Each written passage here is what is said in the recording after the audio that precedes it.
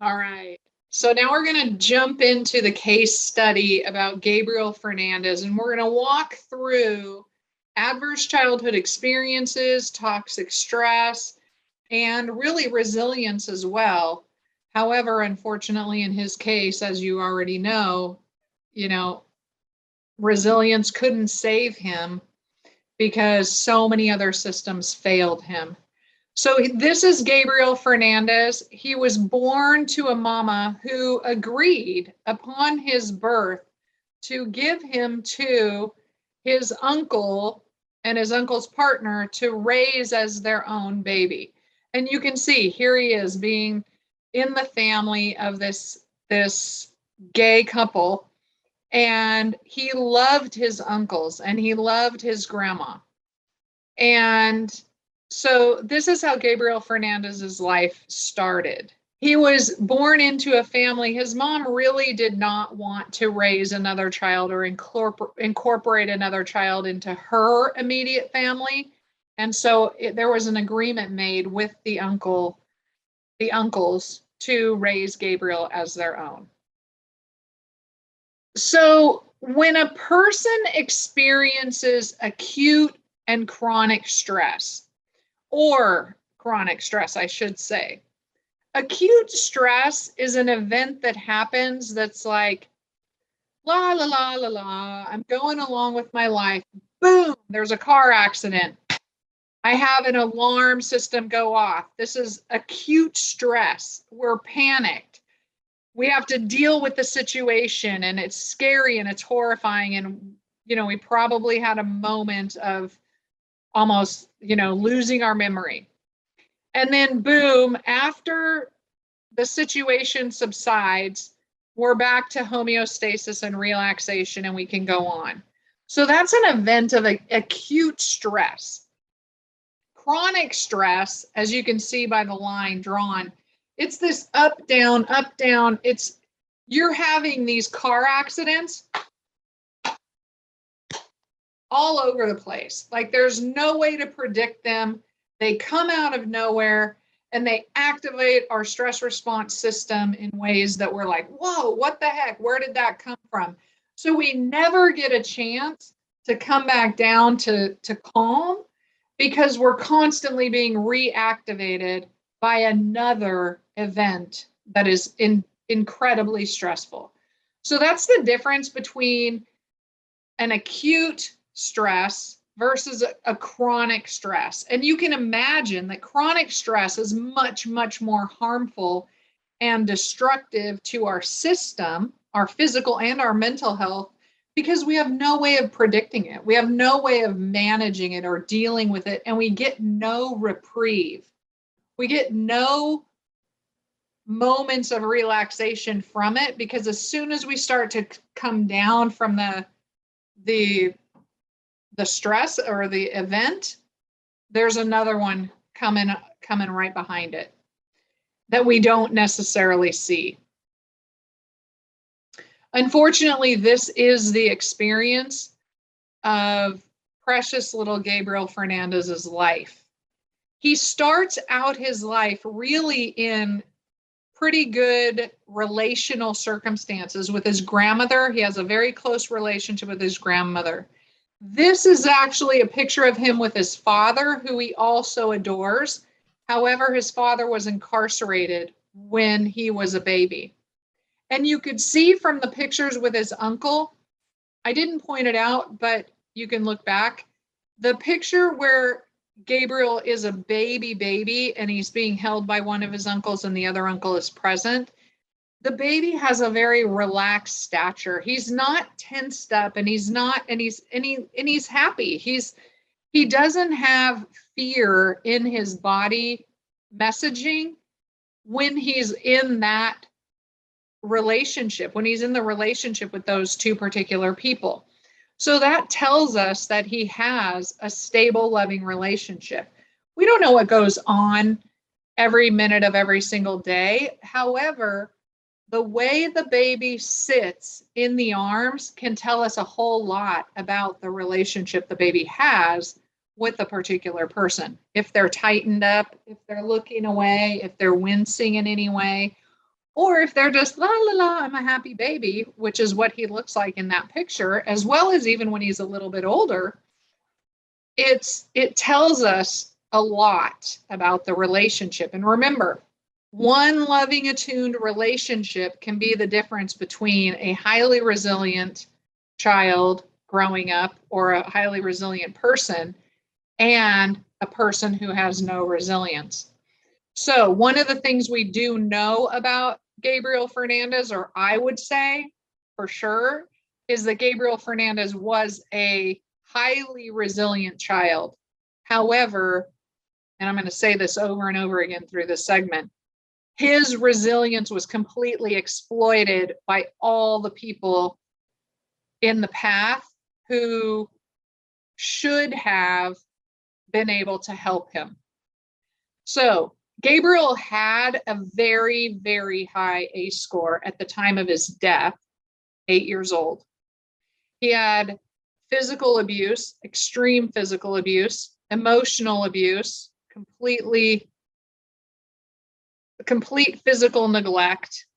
All of his needs were not, his physical needs were not met. His emotional needs certainly were not met after he was placed back with his maternal mother and her boyfriend.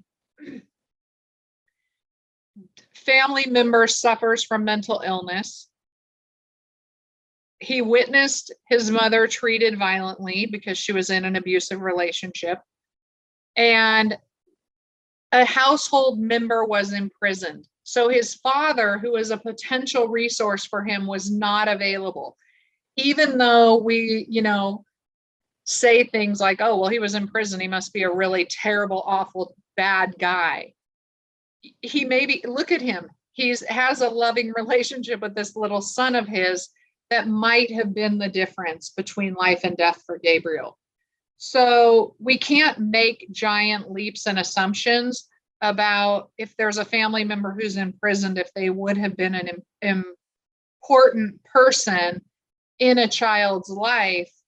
Maybe that overrides the, whatever it is that they did to be in prison. We don't know. There's a lot of bias in the system.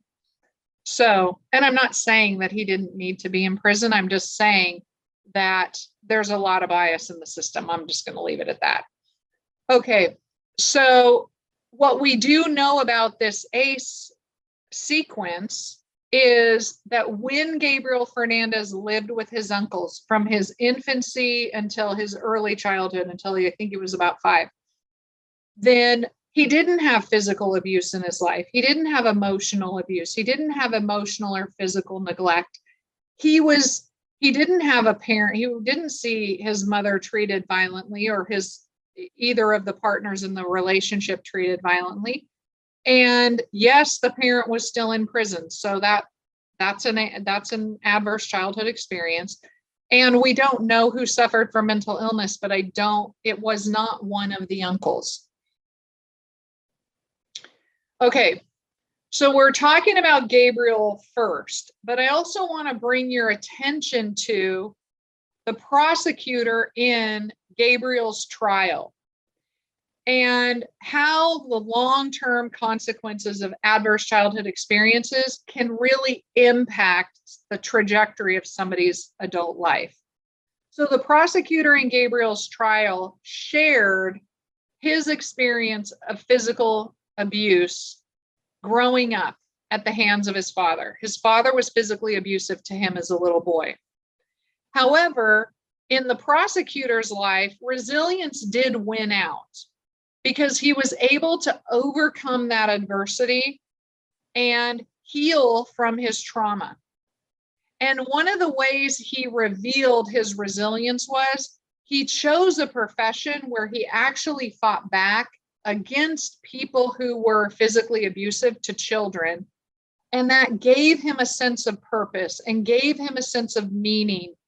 And that is the definition of resilience in a lot of ways, the ability to overcome adversity and really turn it into something positive and meaningful in not only your own life, but in other people's lives.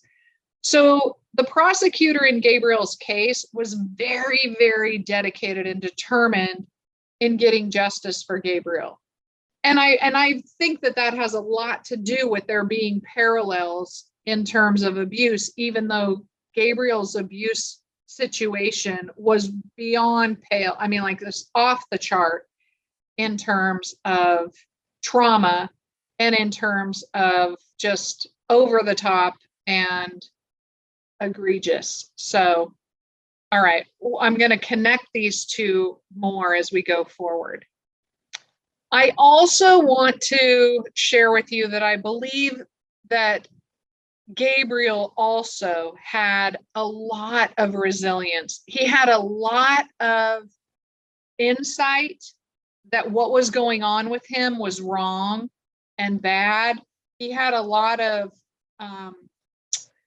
motivation to try to get himself out of the circumstances that he was in, because those circumstances he could recognize were deadly, even though he was just a little boy. He was, you know, a little boy.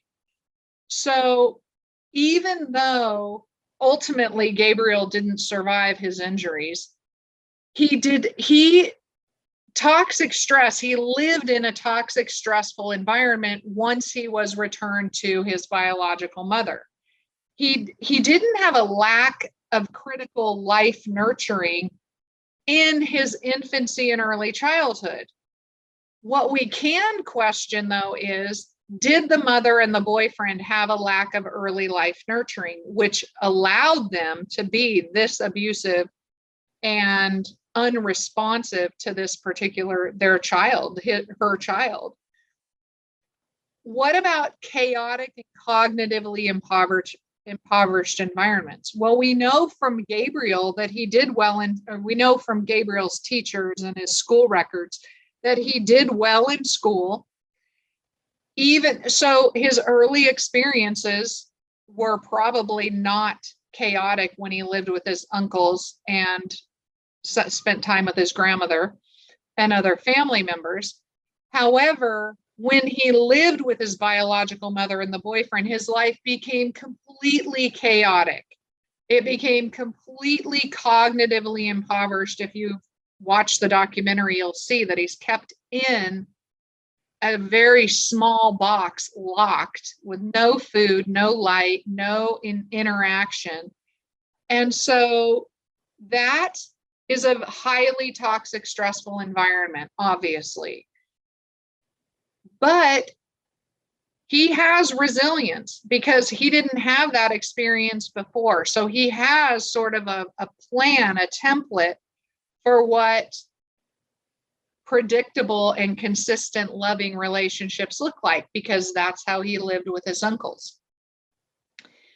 When Gabriel moved in with his mom and the boyfriend, he lived under pervasive physical threat. He never had moments where his life wasn't being threatened, either physically, emotionally, through neglect. He was constantly being abused in the household. And his mother was also abused. So watching violence win, but in this case, the violence was actually perpetrated on him, and there was no way to get out of it. And so it was winning. It did win. Nobody held the parents accountable for the abuse that this little boy suffered, ever, at all. And then seeing violence idealized on TV and movies, seeing violence again win, is another thing that depletes the body and the mind, because it doesn't make any sense to us of our ability to overcome things later on in life. Now, if you look at these pictures, here's Gabriel, there's the boyfriend, the biological mother. They clearly failed this child in life, but I don't think that that's really, a big revelation to anyone.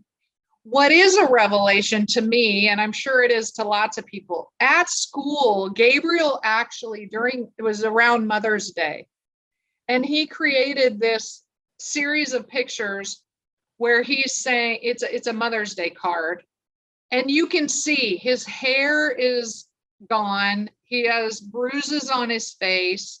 If you were to lift up his shirt, it would take nothing for you to see how involved the abuse went. I mean, he is highly, highly abused. He even revealed to his teacher, who revealed to the principal, which we'll talk about in a minute, the abuse that was going on at home. I mean, he sent out every single sign. And this is such a beautiful example of resilience. He's appealing to his mother's emotions or her empathy or sympathy by saying, look, mom, I'm your kid. Like, how can you let this happen to me? How can you be doing this to me? And yet that reach for help just went completely unheard, completely unresponded to, which at that level, like this level of toxic stress, is heart-wrenching. That's all I can say. It's just heart-wrenching. So when people experience toxic stress, and there are lots of studies on cortisol, it is a fascinating response system. So if you're interested at all on stress and cortisol, check out a myriad of research articles about this topic, especially in infants and toddlers. But cortisol kills brain cells. It impairs our selective attention. So being able to decide, which thing we should do or which thing we should pick. And it creates anxious behavior. It also reduces the number of brain cell connections in our brain, and that impairs our thinking, and it makes us operate in a persistent state of fear. So cortisol gets released in our brain in order to help us to manage fear, but at the same time, it actually overrides all of our neurological systems in a lot of ways and creates anxious behavior and fearful behavior. So, and also doesn't allow us our full capacity to think through what we need to think through.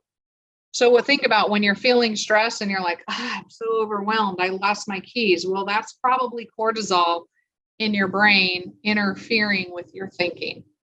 And you can only imagine what a little boy who's being so atrociously abused, how much fear and cortisol is running through his little body and brain that impairs his thinking and his body from just growing and maturing in any functional way.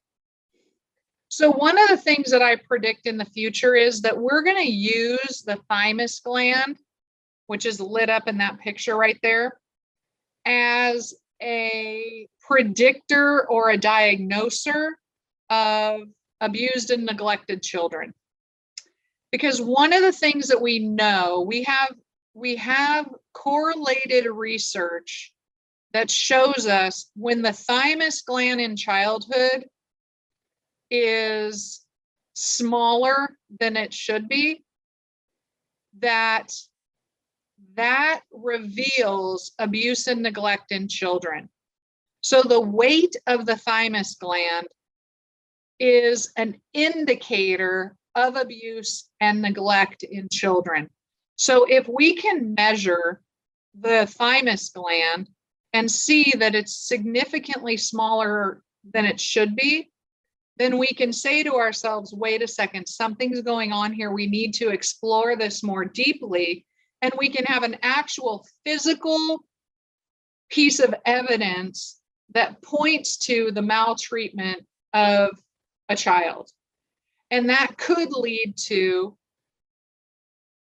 getting help for that child sooner. These things are just difficult and hard because these systems are, one, they're overwhelmed.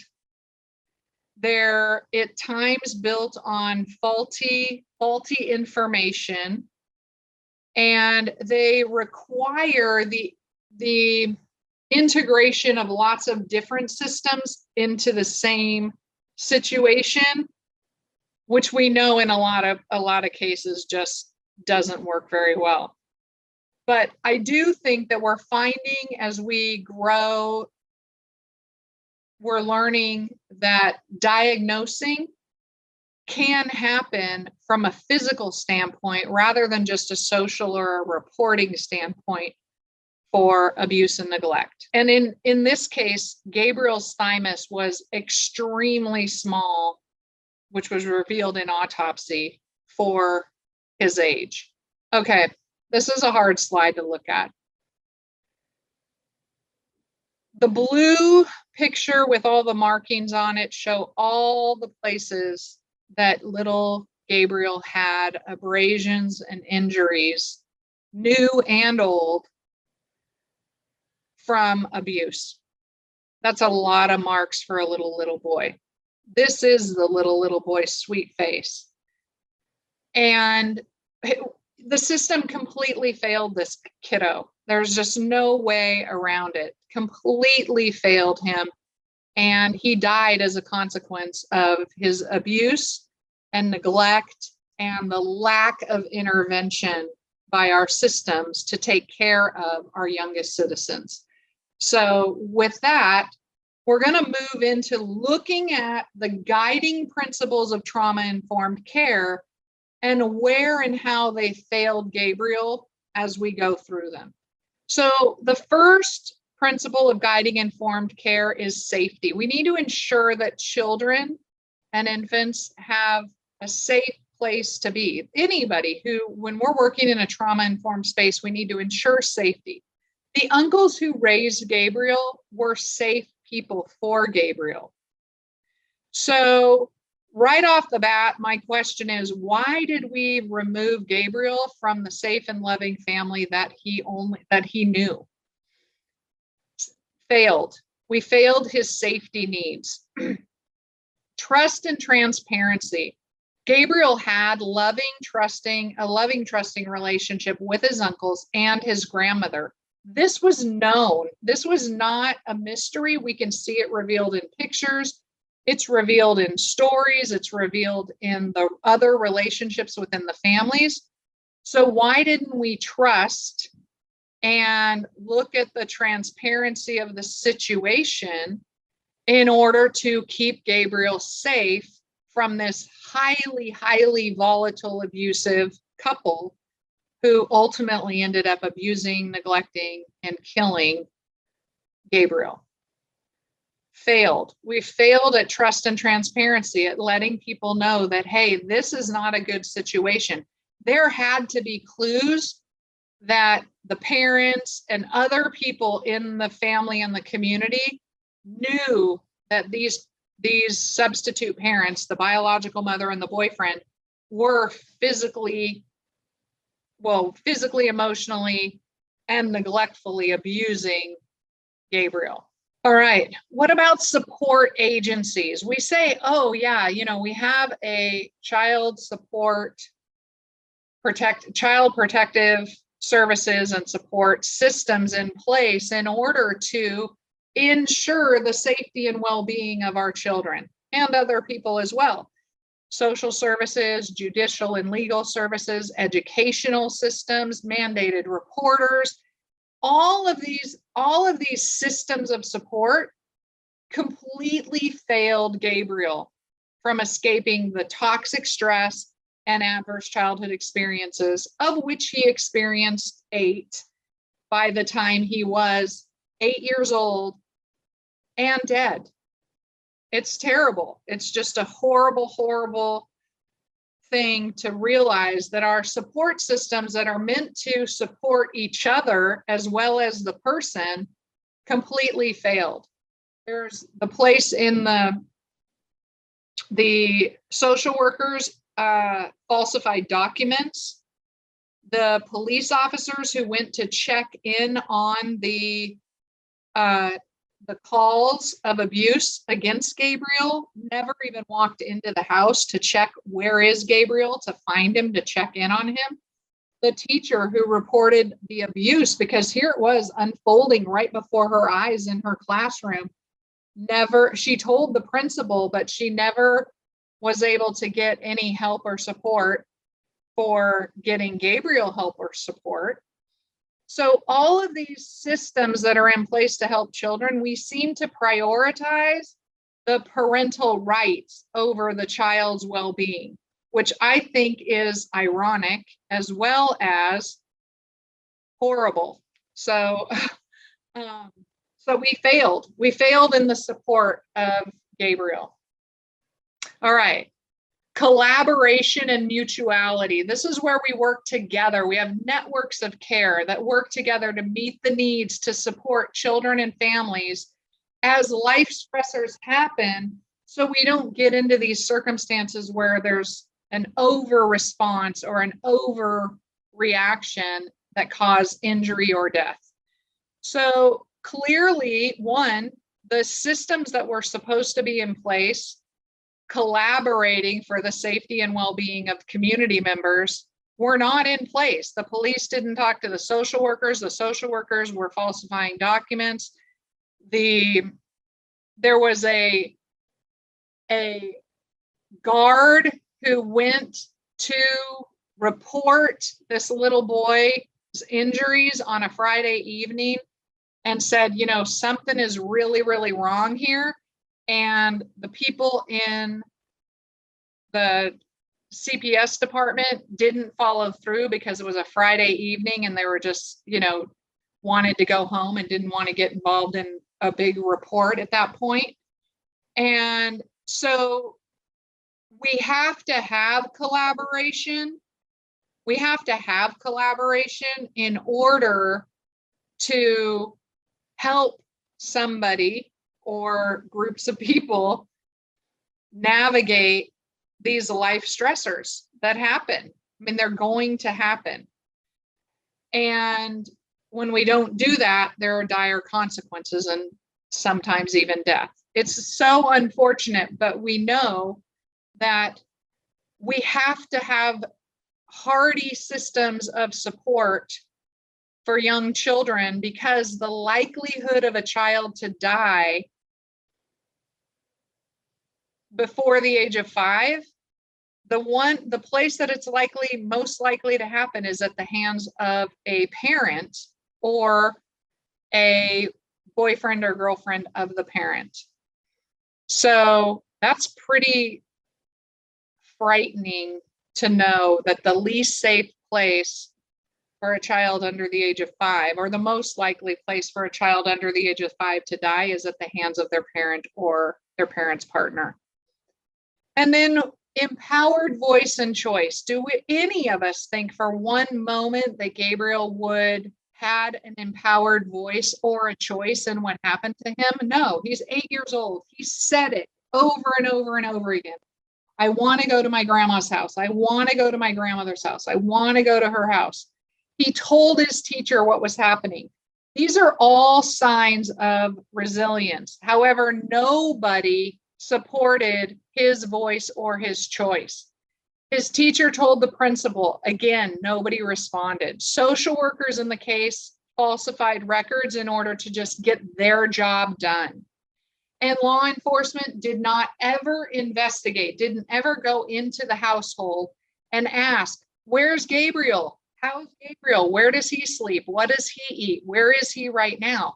If the police had asked to see where Gabriel was at, I think, at least 2 of the times when they visited the home, they would have found him locked in a box in the bedroom that's, you know, way too tiny for a human being to be in. So we failed to listen to the voice and the choice of the person who it mattered to the most. But no doubt the grandmother probably had her voice and choice silenced as well. Certainly the teacher did. And the consequence ultimately was the death of a young child. So we failed. These are the principles that we're fighting to put into place in order to become a trauma-informed, I say, resilience-building community, society, humanity in order to protect children from the layers of danger that can happen to them that will affect them across the lifespan without a loving relationship to help them get into adulthood. But Gabriel had loving adults in his life early on. It was those loving adults were taken from him when Gabriel was moved to his biological mother's house and the boyfriend. All right. The last but not least principle of trauma-informed care is recognizing and being aware of cultural, historical, and gender issues. So in this case, there was a strong discrimination against the LGBTQ persons.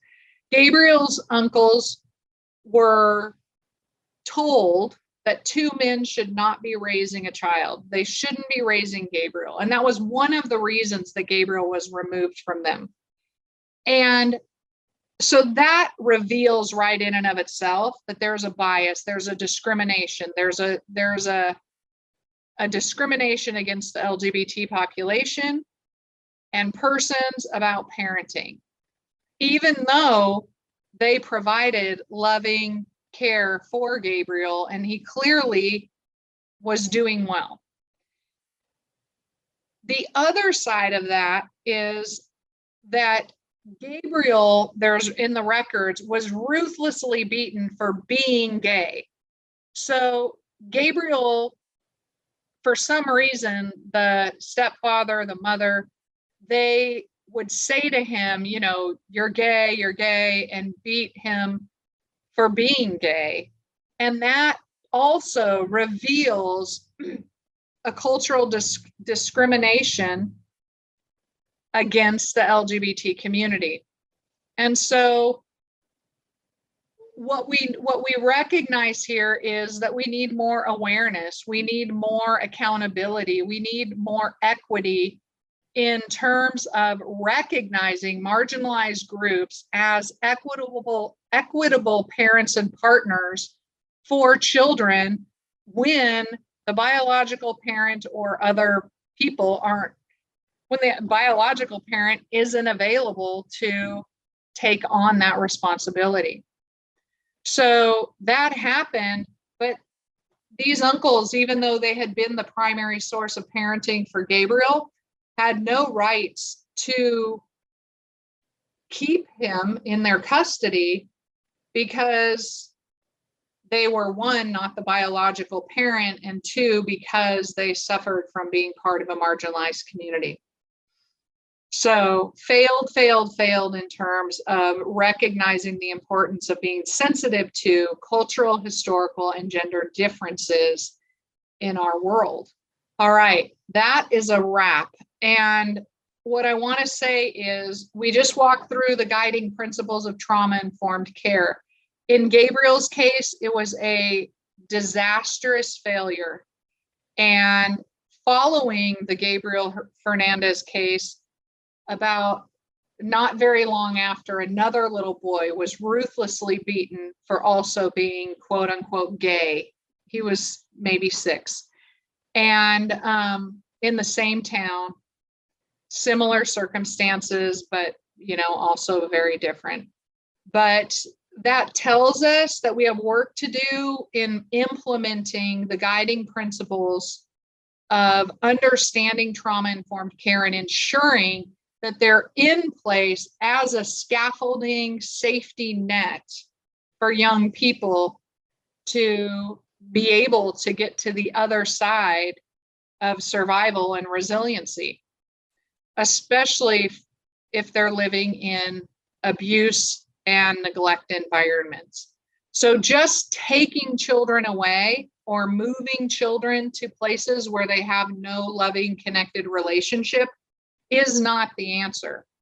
So our foster system is broken. Our foster system is not necessarily the answer in terms of protecting a Gabriel Fernandez from the circumstances that happened to him. Because he could have just gotten moved from one abusive place to another. especially with the gay label that was put on him. And we know that that children in the foster care system suffer dramatically from being labeled LGBTQ in the foster care system, because we're still fighting that battle for equity and understanding. So loving relationships mediate trauma, they mediate risk, and they build resilience and the ability to overcome adversity. Loving relationships with Gabriel's uncles and his grandmother and other people in his biological extended family did this for Gabriel. They mediated his trauma and his risk, and they helped him to build resiliency. However, he was never able to live out his resiliency because he didn't have the ability to overcome the constant barrage of adversity, which was the abuse and neglect at the hands of his mother and her boyfriend. So with that, again, that's a wrap. Thanks for watching. It's heavy material, but it's so important in order to understand the nuances of this, in order to be able to really move forward and make change, leave our life print, and build a resilient society. All right, see you next time.